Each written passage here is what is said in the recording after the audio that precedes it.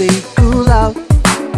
Why am I worse than name you wait? Third type conditional sentence को भी जानेंगे। देखो क्या है third conditional sentence. Third conditional sentence को बोलेंगे तृतीय तृतीय शर्त वाले वाक्य या फिर तीसरी तीसरी जो अवस्था होती है हमारी मतलब उसके लिए आया है यहाँ पर तीसरा सशर्त वाक्य या फिर तृतीय सशर्त वाक्य। तो सबसे पहले यहाँ पर इसकी कुछ चीज ऐसी लिखी गई है जिससे कि फॉर्मूला और सेंटेंस को बनाने में काफी आसानी हो। तो देखिए यहाँ पर क्या है थर्ड कंडीशनल सेंटेंस में क्या लिखा है ऐसे वाक्य भी यदि से आरंभ होते। तो कहने का अर्थ ये होता है माय डियर स्टूडेंट जितने भी हमारे कंडीशनल सेंटेंस होते हैं चाहे वो हमारा जीरो टाइप हो फर्स्ट टाइप हो या फिर सेकंड या फिर थर्ड या फिर mixed conditional sentence mixed type conditional sentence उनमें हमारा यदि का ही यूज होगा सिर्फ मिक्स्ड वाले सेंटेंस को छोड़कर। मिक्स्ड वाला सेंटेंस अलग है इन सब से लेकिन थर्ड कंडीशनल सेंटेंस तक हमारा हर वाक्य में यदि आएगा। तो देखिए यहाँ पर क्या है थर्ड कंडीशनल सेंटेंस को समझ लो ऐसे वाक्य भी यदि से आरंभ होते हैं किंतु इनमें पास्ट टेंस की ऐसी शर्त दी होती है जो कभी भी कंप्लीट नहीं होती जो कभी भी पूरी नहीं होती। ऐसे वाक्यों में दोनों उपवाक्य जो हमारी क्लास होती हैं उनके अंत में क्रिया में क्या आता है पहली वाली में भी दूसरी वाली में भी क्या आता है ता ती ते ये लगा हुआ होता है। तब ऐसे वाक्यों की जब हम अंग्रेजी बनाएंगे ना तो उसमें क्या करेंगे उसमें सबसे पहले इफ जो आता है हमारा इफ के बाद जो सेंटेंस बनेगा वो हमारा पास्ट परफेक्ट टेंस में बनेगा और जो हमारी दूसरी मेन क्लास होगी दूसरी मुख्य क्लास होगी या उपवाक्य होगा उसको हम वुड हैव या फिर शुड हैव वो हम सब्जेक्ट के अनुसार चेंज करके लगाएंगे। फिर वहां पर क्या करेंगे वहां पर हम उसके साथ वर्ब की थर्ड फॉर्म का यूज करेंगे। यहाँ पर कहने का अर्थ ये है माय डियर स्टूडेंट्स यदि हम पास्ट परफेक्ट टेंस का यूज करते हैं किसमें इफ वाले सेंटेंस में तब हमारा जो लास्ट वाला है दूसरा जो मुख्य उपवाक्य है वो हमारा वुड हैव या फिर शुड हैव इस सेंटेंस में मतलब वुड हैव या शुड हैव का यूज करेंगे साथ में वर्ब की थर्ड फॉर्म का यूज करेंगे।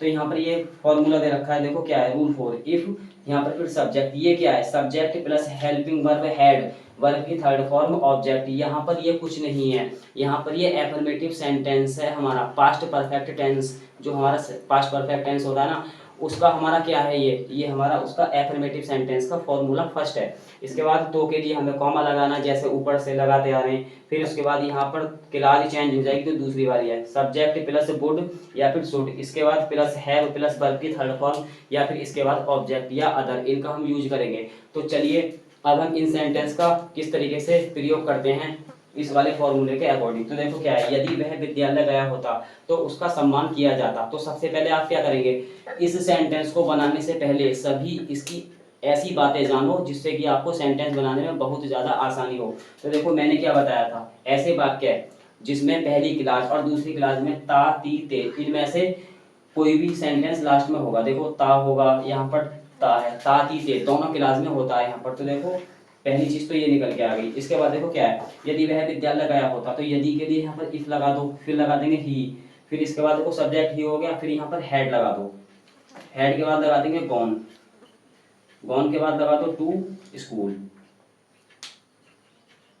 फिर कॉमा लगा देंगे उसका सम्मान किया जाता। तो यहाँ पर उसका यहाँ पर पॉजिटिव है यहाँ पर हमारा क्या है पॉजिटिव है लेकिन यहाँ पर हमें ही का यूज करना है ही का यूज कर देंगे तो के लिए हमें कॉमा लगाना है। फिर देखो यहाँ पर सब्जेक्ट ही तो फिर यहाँ लगा देंगे वुड फिर क्या लगा देंगे वुड फिर लगा देंगे हैव यहाँ पर वुड हैव यहाँ पर बीन का यूज होगा यहाँ पर वुड हैव शुड हैव का यूज नहीं होगा उसके साथ साथ यहाँ पर बीन और लग जाएगा ही वुड हैव बीन यहाँ पर लगा तो रेस्पेक्टेड रेस्पेक्ट बोलते हैं सम्मान के लिए रेस्पेक्टेड आ जाएगा सम्मान के लिए। तो यहाँ पर इफ यदि he had gone to school यदि वह स्कूल गया होता या फिर यदि वह स्कूल जाता तो के लिए कॉमा लगा देंगे he would have been respected तो उसका सम्मान किया जाता या फिर उसका सम्मान हो चुका होगा।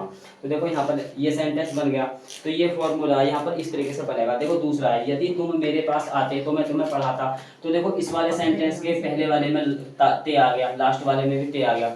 तो इसको हम बनाएंगे तो सबसे पहले क्या करेंगे यहाँ पर लगाओ इफ इसके बाद लगा देंगे यू फिर इफ यू हैड लगा देंगे फिर लगा देंगे यहाँ पर कम यदि वह आता किसके मेरे पास तो यहाँ पर लगा देंगे टू मी तो फिर कॉमा लगा देंगे।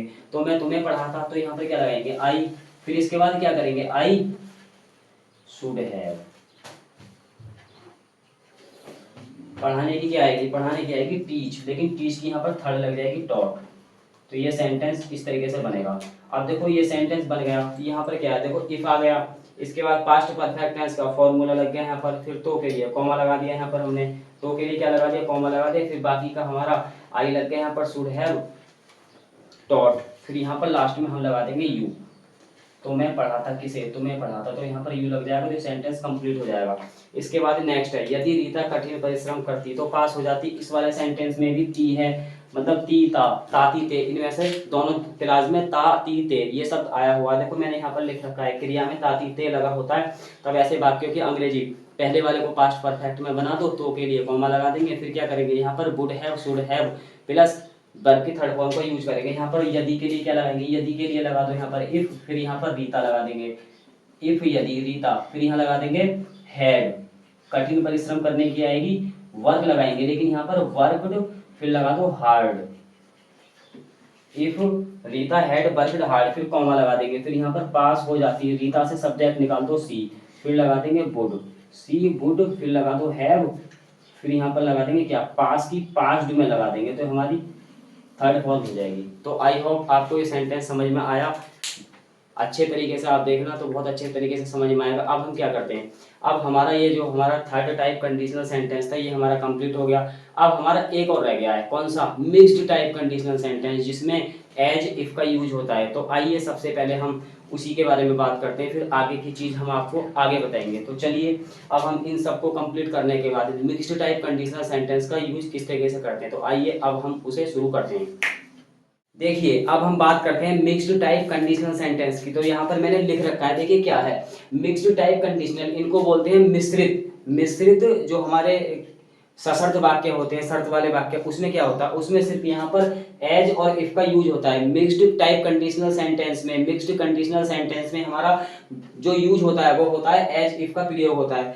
एज इफ का प्रयोग किस तरीके से होता है, देखो यहाँ ये चीज लिख रही है, ध्यान से समझे सभी स्टूडेंट्स। देखो क्या है, यदि किसी वाक्य के बीच में, यदि किसी वाक्य के बीच में मिक्स्ड कंडीशनल सेंटेंस में, यदि किसी वाक्य के बीच में या तो शब्द आ जाए मानो या फिर आ जाए जैसा कि शब्द आ रहे हों, जैसा कि शब्द आ रहे हों, तब उनकी अंग्रेजी क्या लगाते हैं। देखो एज को बोलते हैं जैसे, इफ को बोलते हैं यदि, लेकिन यहाँ एज इफ एक साथ आया है तो एज इफ की अंग्रेजी यहाँ पर देखो मानो या जैसा कि आ जाए तो यहाँ पर एज इफ का प्रयोग करते हैं। मतलब ऐसे वाक्य जिसमें एज इफ की इंग्लिश लगानी हो, लेकिन सबसे पहले उसकी हिंदी क्या हो, हिंदी या तो मानो या फिर जैसा की हो, तो वहां पर एज इफ का एज इफ से बनाते हैं। इसके बाद यदि प्रिंसिपल क्लॉज, प्रिंसिपल क्लॉज को बोलते हैं मुख्य उपवाक्य, प्रेजेंट टेंस में हो, तब दूसरी क्लॉज में एक वचन और बहुवचन सभी कर्ताओं के साथ क्या करते हैं, वहां पर हम एक वचन तथा बहुवचन कर्ताओं के साथ क्या करते हैं, वर्ब का प्रयोग करते हैं। और यदि प्रिंसिपल क्लॉज हमारी पास्ट टेंस में हो, अब यहाँ पर हमारी प्रेजेंट टेंस की जो क्लास है वो चेंज हो गई, पास्ट टेंस में अगर आती है तब वहां पर क्या करना है, वहां पर कुछ नहीं करना, सिर्फ वर की जगह हमें क्या करना है, हैड बीन का प्रयोग करना है, तो वो हमारी पास्ट टेंस में चेंज हो जाती है। किस तरीके से, यहाँ पर दोनों रूल्स लिख रखे हैं मैंने और 4 सेंटेंसेस लिख रखे हैं, तो ध्यान से समझे सभी स्टूडेंट्स। देखो क्या है, यहाँ पर फॉर्मूला फर्स्ट है, ये वाला जो फॉर्मूला है वो किसके लिए है, ये वाला है यदि प्रिंसिपल क्लॉज प्रेजेंट टेंस में हो तो ये उसके लिए फॉर्मूला है, यदि प्रिंसिपल क्लॉज पास्ट टेंस में हो तो ये उसके लिए फॉर्मूला है। सेंटेंस हमारे 4 हैं, तो ध्यान से समझे।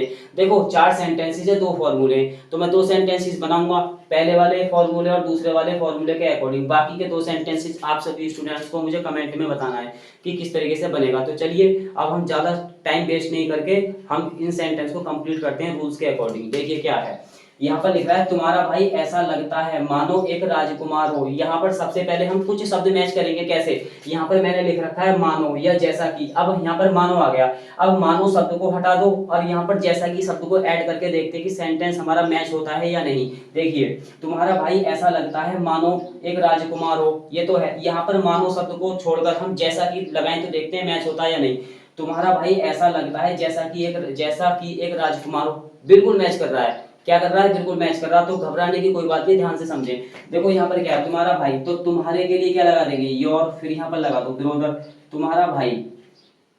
देखो वर्ब की फर्स्ट फॉर्म, देखो तुम्हारा भाई ऐसा लगता है या फिर यहाँ पर ऐसा प्रतीत होता है क्या कि एक राजकुमार हो, तो यहाँ पर हम क्या कर सकते हैं, यहाँ पर योर ब्रदर सीम लगा दो, पहले सीम में लगा देंगे एस, क्योंकि प्रेजेंट इंडेफिनिट टेंस में सिंगुलर सब्जेक्ट आ गया, तो यहाँ पर क्या करेंगे, योर ब्रदर सीम्स भी लगा सकते हैं और यहाँ पर हम एपियर्स भी लगा सकते हैं, ठीक है। तो योर ब्रदर सीम्स, तुम्हारा भाई ऐसा लगता है मानो के लिए हम क्या लगा देंगे, एज इफ लगा देंगे, क्या लगा देंगे, एज, फिर यहाँ पर लगा देंगे इफ, मानो या जैसा कि एक राजकुमार हो। अब हमें क्या करना है, तुम्हारे भाई से क्या करना है, सब्जेक्ट को चुराना है, क्या ही, तो यहाँ पर देखो क्या है, इसके बाद सब्जेक्ट आ गया, फिर यहाँ पर वर लगा दो, ही वर, फिर लगा देंगे ए, राजकुमार की हो जाएगी प्रिंस, तो ही वर ए प्रिंस। तो यहाँ पर एक राजकुमार, तो ये सेंटेंस इस तरीके से बनेगा और मानो की जैसा कि के लिए यहाँ पर हम एज इफ का यूज करेंगे।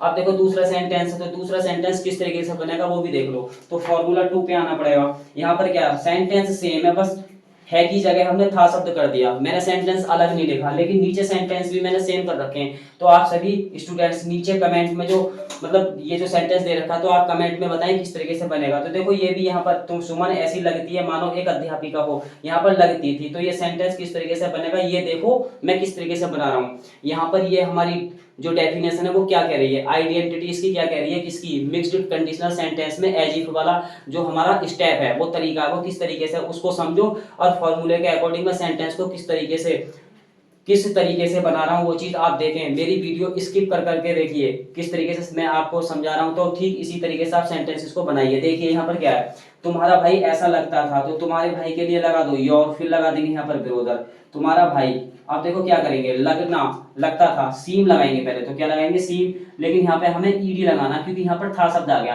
तुम्हारा भाई ऐसा लगता था या फिर ऐसा मालूम पड़ता था।